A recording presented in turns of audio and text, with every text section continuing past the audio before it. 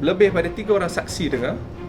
Dia kata kalau saya masuk dalam compound dia, dia akan tembak saya. I will keep on fighting at this end for us to be together once again, insyaAllah. Please pray to God. First of all, I would like to say thank you to all my media friends for being here. I know for the past few days, ramai orang selalu message I, tanya pasal update, tanya pasal quotes, and I tell you guys that wait for the right time. When the time comes, I will explain everything to you guys. So I think this morning will be the right time in light of yesterday's event. Yesterday's event, my wife Nina has filed. She filed last week. Yesterday was the mention in court. Kes penceraian secara baik. Bila saya tengok kes tu, saya pun confused sebab sampai sekarang saya tak dapat penjelasan daripada Nina. Apakah sebab-sebab relationship ni jadi sampai macam gini? Saya boleh tunjukkan nantilah kemudian hari, sebab lawyer saya kata tak boleh tunjuk sekarang screenshot. Saya punya conversation dengan dia prior to the 1st November punya incident, 2nd November punya incident. Saya dengan dia tak ada masalah. We are happy couple in good marriage. Anyhow, the marriage was just 2 months, baru 2 bulan. So, bila situation dah jadi macam gini, mula-mula saya terasa ada campur tangan pihak ketiga. Sekarang ni sudah pun saya confirm memang ada campur tangan pihak ketiga.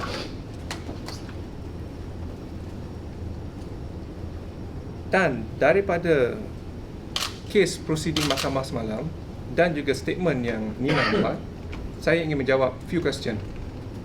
Number one, when Nina was taken by the parents, dia cakap when Nina was taken by the parents, 2 hari selepas insiden itu, saya dapat berbual dengan bapa dia. Saya tanya bapa dia apakah masalah, etc. etc. Bapa dia cakap dengan saya, dia berjanji dan bersumpah untuk pulangkan Nina balik ke Kuala Lumpur, rumah saya, selepas berubat Nina. These are the things that I did not share earlier because I don't think so it was relevant at that point. Saya tanya, nak berubat apa? Nina ni sakit ke? Saya suami, saya dah bawa dia ke hospital untuk buat, saya pun buat medical check up, dia pun buat. Tak ada apa-apa sakit yang consider that will raise our attention ke yang kita kena berubat. So, perubatan secara Islam ataupun Western medicine, saya tak tahu. So, sekarang ni pula saya dapat boleh nampak lah percakapan-percakapan dan perjanjian itu adalah false hope untuk diorang buat plan untuk file cerai ini. Okey. Dia diambil 2 hari bulan. Saya at later time saya boleh tunjuk conversation kita, we are fine. We say I love you, we say I miss you, she asked for a selfie, she asked what food to eat. We have plans throughout the week and so on. Dia diambil 2 hari bulan. Mahkamah file perceraian ini difilekan di mahkamah 10 hari bulan. Saya tak tahu how many of you have experience going to court, filing things to court. Daripada decision apakah masalahnya ke agreeing untuk nak bercerai dan mencari lawyer dan buat secara prosedur, secara perceraian secara syariah, kena pergi pejabat agama lah, kena buat report lah and so on. Masa 1 minggu tu sangat singkat.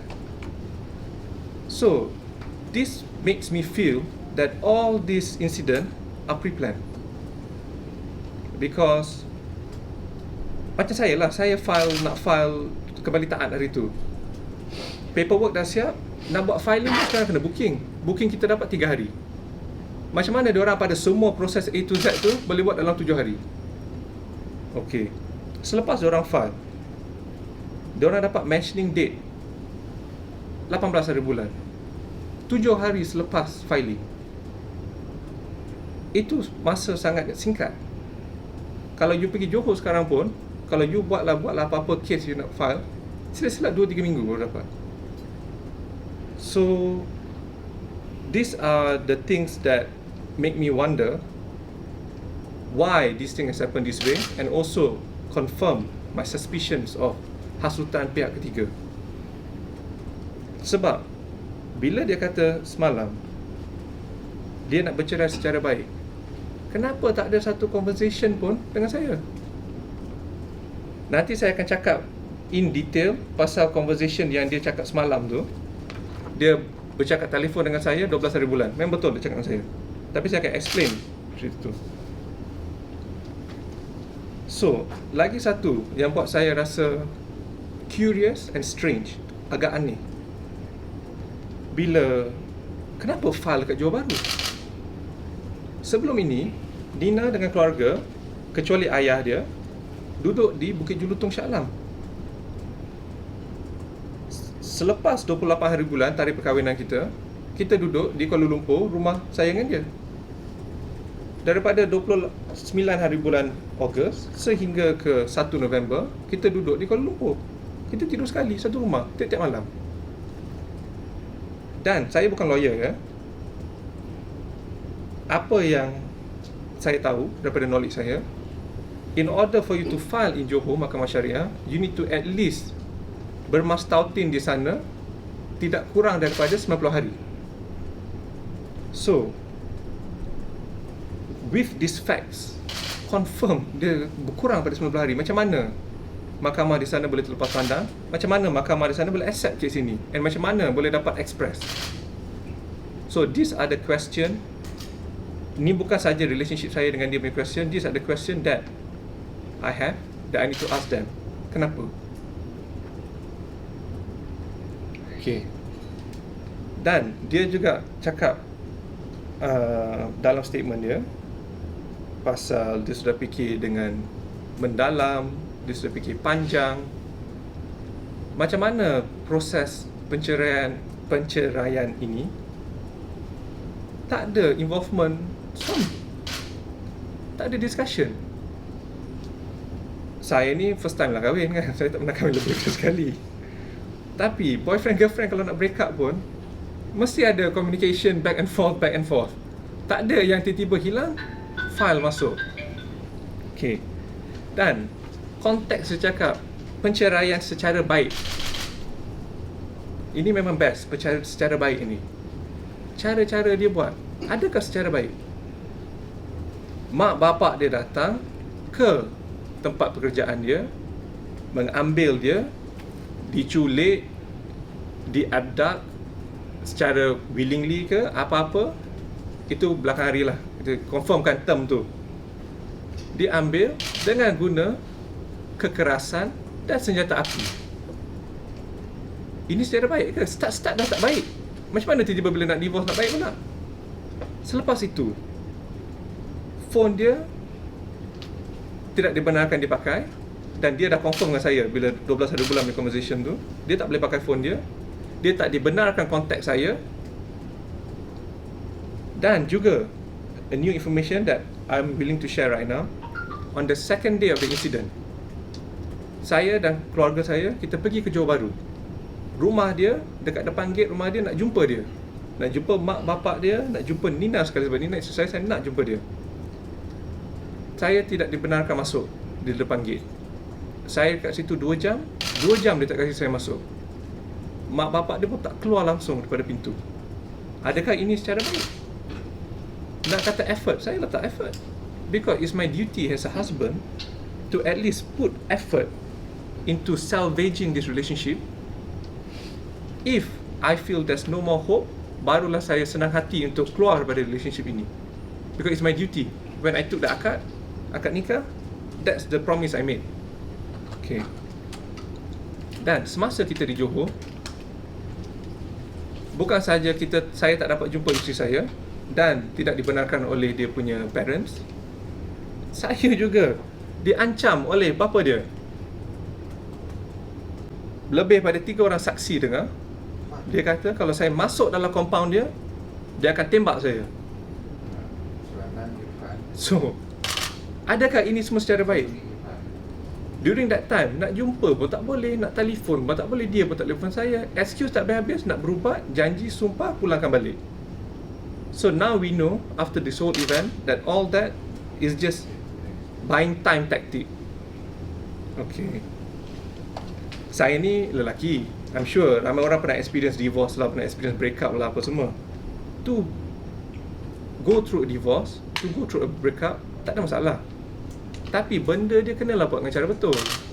Tak boleh macam gini, hilangkan diri, tak ada communication, lepas tu nak cerai.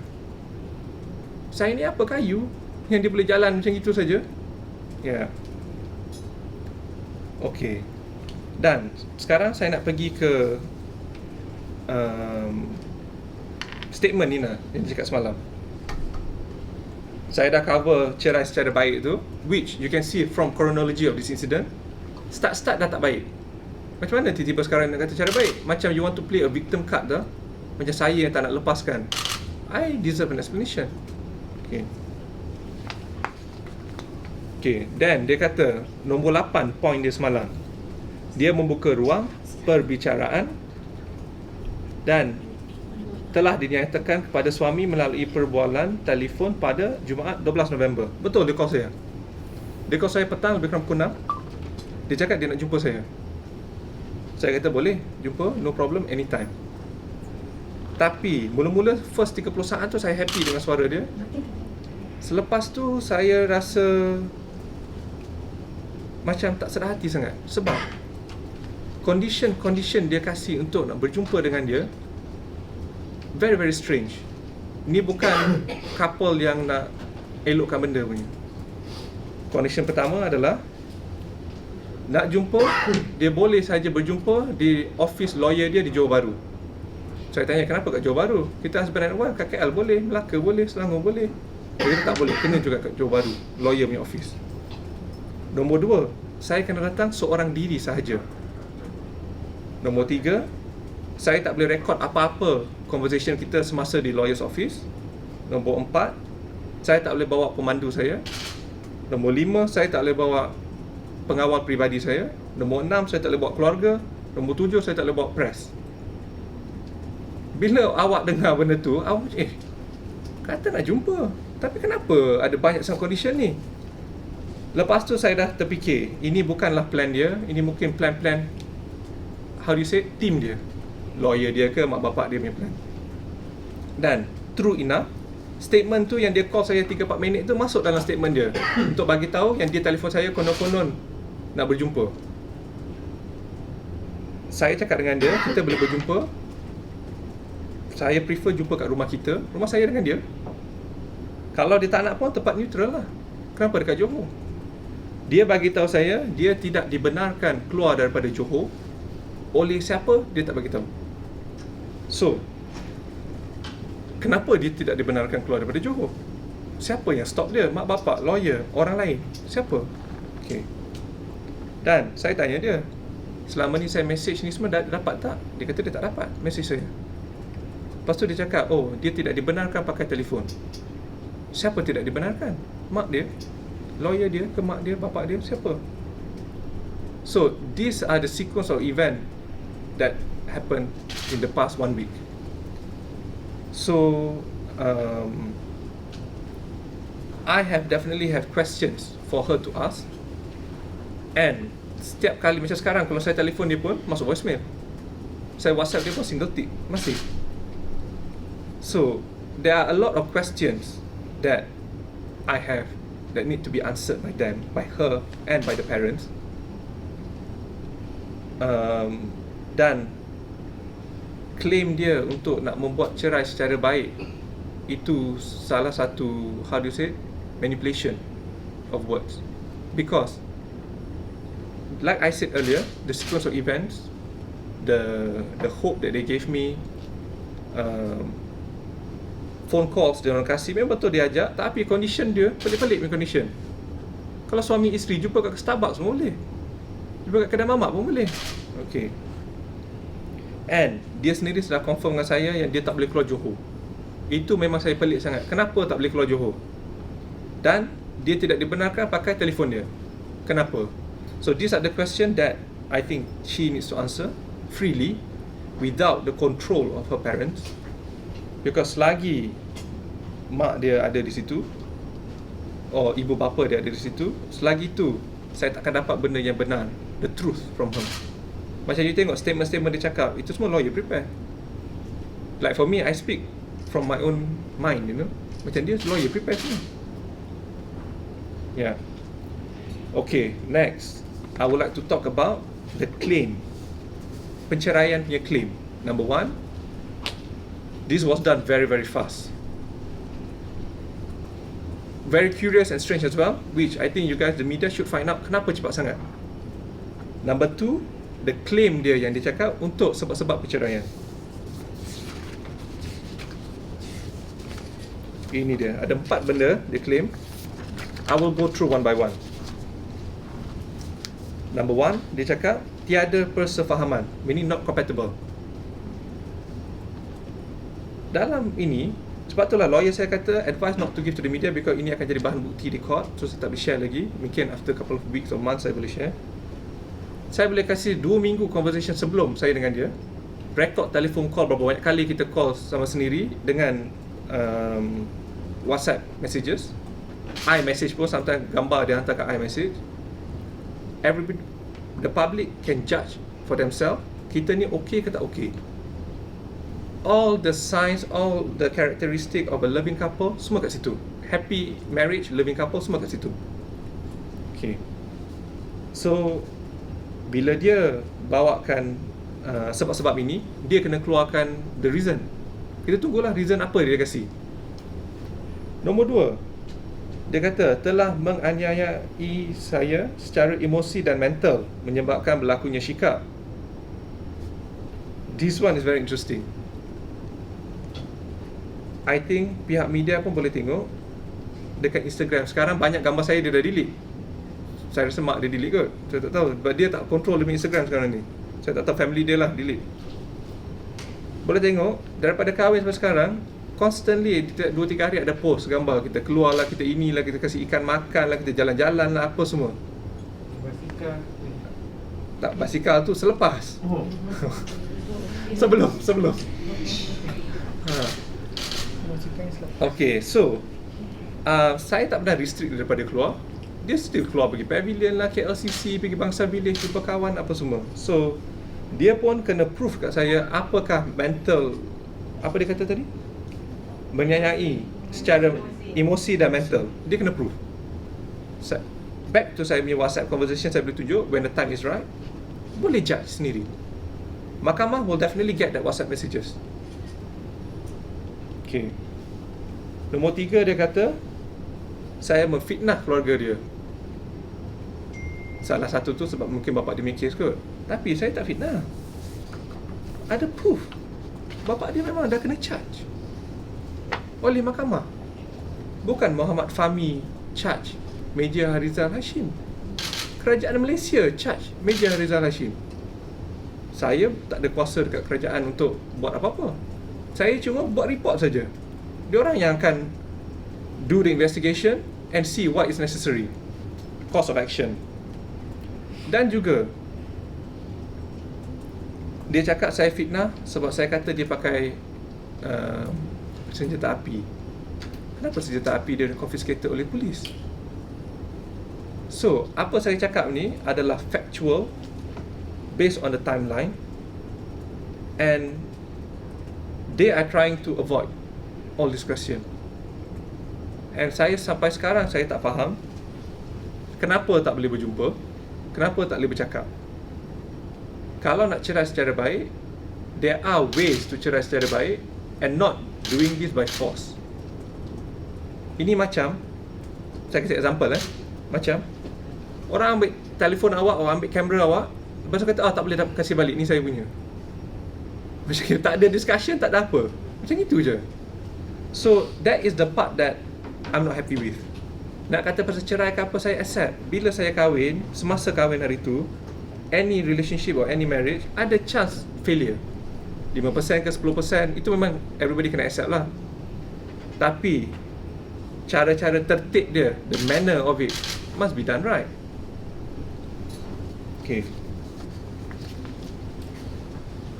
So saya rasa itu saja apa yang saya nak cakap, because I need to cover in light of yesterday's event, I need to answer whatever statement yang dia cakap. Sebab apa-apa yang dia cakap tu 50 atau 70% tak benar. Ya. Dia telefon saya betul, tapi detail-detail dia cakap tu dia tak beritahu. Kenapa dia file kat Johor, whereby dia duduk Selangor sebelum ini, selepas kahwin duduk di KL? Kenapa dia file Johor?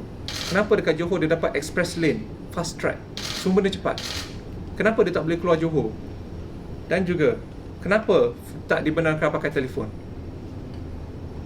So, like I said, so these are the questions that I have for her and for the family. And until she get to answer them, selagi itu tak guna cakap cerai secara baik. Jangan saya nak buta-buta je cerai, tak ada sebab. Ya. Dan juga, kalau dia betul-betul nak bercerai, datang jumpa saya, explain saya dekat rumah kita. Bukan rumah mak, bukan rumah bapa, bukan rumah mak saya, rumah family saya, rumah kita yang kita duduk, discuss, bagi tahu sebab apa. Kalau nak cerai, saya willing to ceraikan, tapi kena buat cara betul. Statement kertas cara baik, perbuatan action tak baik. Ya, inilah orang kata tangan kanan tak cakap dengan tangan kiri. Ya. So, itu je lah saya nak cakap sekarang. Terima kasih. So, if you have any question, you can ask me. Fahmi, nak tanya, kalau ikutkan kronologi yang Fahmi cakap sekarang ni kan, hubungan Fahmi dengan keluarga dia tu macam mana sebenarnya? Tak nampak macam seakan sebenarnya ada masalah di antara Fahmi dengan ibu bapa dia macam tu lah. Sebenarnya dia sebelum kahwin dengan selepas kahwin tu macam mana hubungan Fahmi dengan ibu bapa dia? Okey. Sebelum kahwin, memang kita baik. Baik sangat dan rapat. Semasa selepas engagement bahasa Melayu apa? Tunang. Selepas tunang,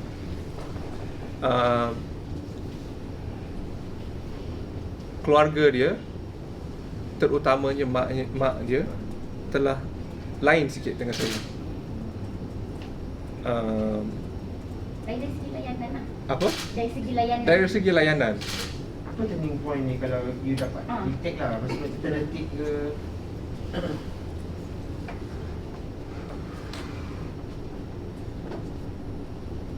Okey. Dekat sini susah sikit saya nak cakap. Adalah masalah-masalah, isu-isu yang tak munasabah, macam intrusive into the relationship, yang berlakulah semasa saya berkahwin dengan dia. So I think that could be the turning point of this issue lah. Ya, dengan mak dia. Bapak dia tak ada masalah. So far dengan bapa dia tak ada masalah sehingga middle of October. Ya. Ada jugalah isu-isu sikit macam apa nama ni? Saya nak cakap pun susah lah. Saya rasa tak elok cakap. Something about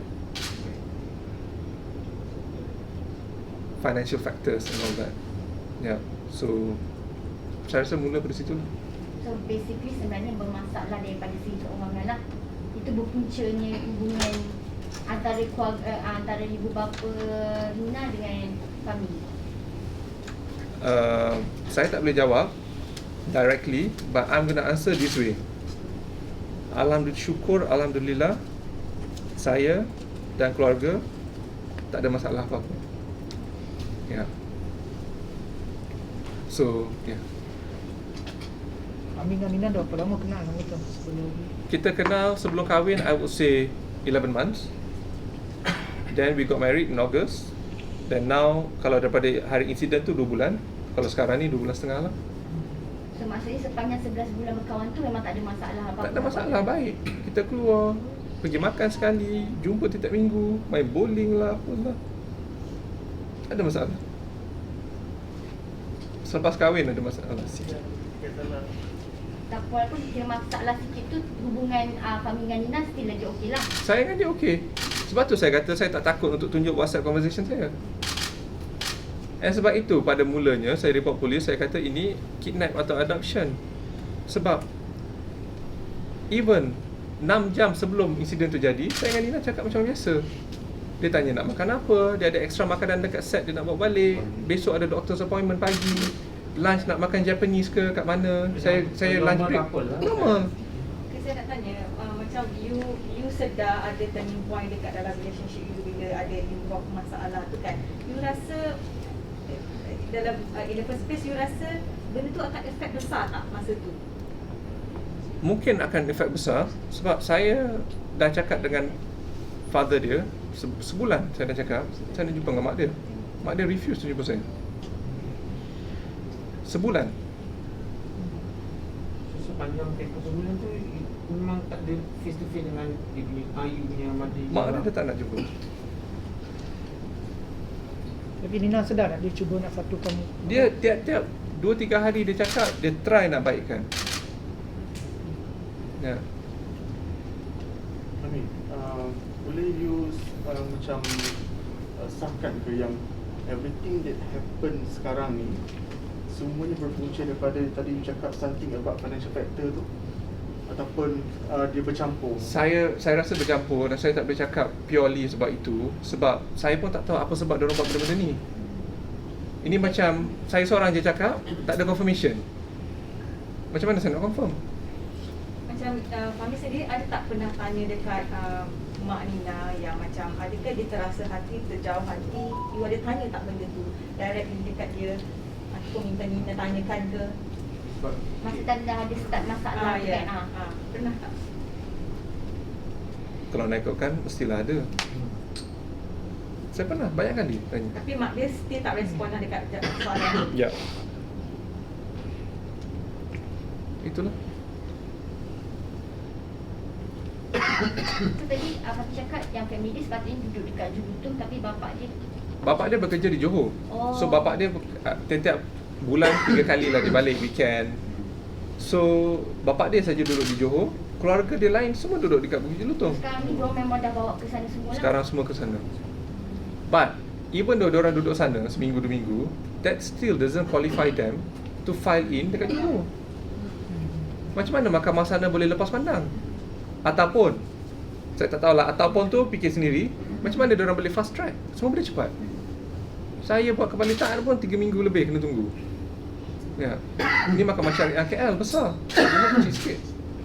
Macam semalam Nina pun cakap dah dapatkan statement dia minta Fahmi terima untuk bercerai-cerai baik. So keputusan Fahmi sekarang macam mana? Adakah akan terima apa yang dia cakap atau akan fight benda lain juga? Okay. Saya ni lelaki. Kalau perempuan dah tak nak, apa sebab saya nak stay dengan perempuan tu? Tapi mestilah kena ada sebab. Macam saya cakap, example tadi saya bagi, orang ambil beg awak, tak ni saya punya, awak tak boleh ada dah. Macam mana? Tak ada respon, tak ada communication. Kenapa ambil beg, kenapa buat ni, kenapa buat ni, tak ada. So kalau dia nak bercerai, datang jumpa saya. Kita baik, tak ada, we have no history of violence. Kita tak ada history pergaduhan. Kita tak ada history yang gaduh-gaduh teruk pun. Kawan-kawan boleh verify, keluarga boleh verify, social media pun you tengoklah history dia, story dia balik, boleh verify. So, kenapa dia tak boleh datang jumpa saya? Kenapa dia tak dibenarkan keluar Johor? That's a big question mark. You should ask. So kiranya kalau betul dia nak cerai, kami akan setuju kalau dia sendiri datang jumpa. Macam tu. Yes, buat cara baik, tanya kenapa, apa masalah dia. Macam you tanya, apa masalah dengan keluarga dia? Saya pun tak boleh pinpoint. Dia kena bagi tahu saya. Masalah kewangan ke, mak bapa dia tak suka saya ke? Kalau tak suka saya, kenapa nikahkan saya dengan anak dia? Kita tak cakap 20 tahun tau, kita cakap 2 bulan. So, I think in some people, orang-orang yang single lah, kat fridge dia pun ada makanan 2 bulan dalam tu. So, ini 2 bulan punya benda. It's not 20 tahun, 2 tahun, 5 tahun. Kenapa nikahkan? Lepas tu tak suka pula. So, saya tak tahu apa masalah dia. So, sebab tu saya kata kena berjumpa. Balik ke rumah, berjumpa, discuss. If you really want a divorce for whatever reason, of course lah. Apa guna you stay in a relationship bila relationship tu tak happy? Semua orang nak happy. What do we chase for in life? Some people chase for money. I chase for happiness. Yeah. So why would I be in a relationship when I'm not happy, you know? Ada tarikh tak Fahmi bagi certain date dekat dia ke untuk datang berjumpa tu? Yeah, based on the kebalitaan, I think if I'm not mistaken lah, I think 7 hari, lepas tu last kali dah lepas. Last kali 1 Disember. Tak, 1 Disember. Yang 3 hari Yeah. yang itu kan. Yes. Sebab saya message dia pun dia tak reply. According to dia 12 hari bulan punya conversation tu dia tak dapat message saya. Siapa yang sembunyikan pada dia? Dia call guna nombor yang sama. Dia call guna nombor dia. Nombor dia dah.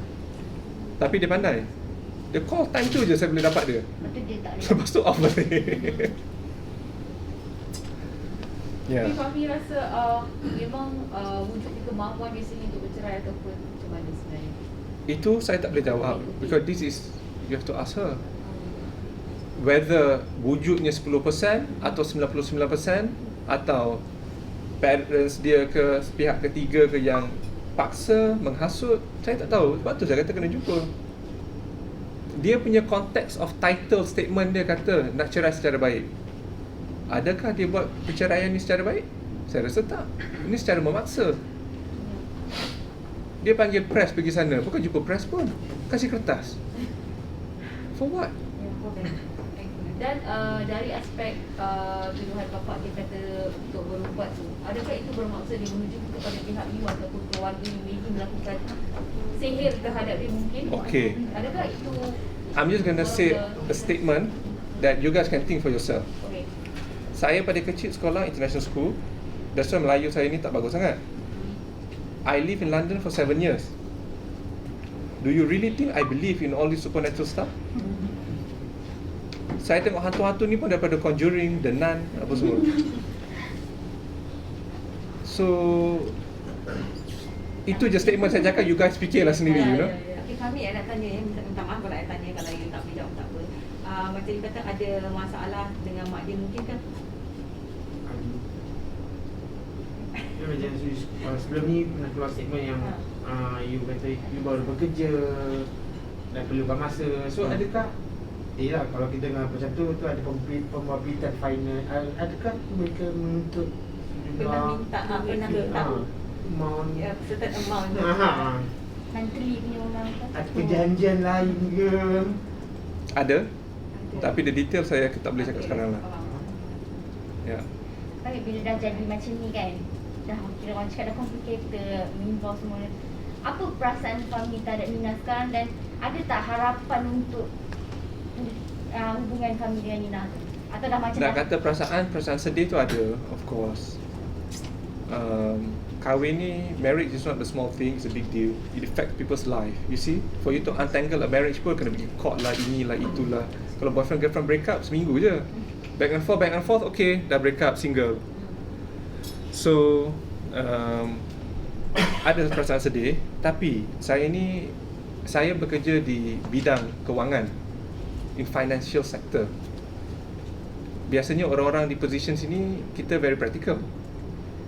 So, bila saya fikir pasal situation saya sekarang, saya perlu berjumpa, discuss, tengok what are the fundamental issue in this relationship, whether me and her. So far from what I know, me and her tak ada issue. Then we know it's external issues. What are the external issues? Can we solve the external issues? Kalau tak boleh juga, we go our separate ways. Takkan saya dah 5 tahun sedih macam ni. Tak boleh. Yeah. So, to answer your question, perasaan sedih, hope tu still ada. But if dia sendiri tak nak ataupun memang relationship ni susah sangat nak to reconcile, to fix, I am more than prepared. But title dia semalam secara baik, buatlah secara baik. Yeah.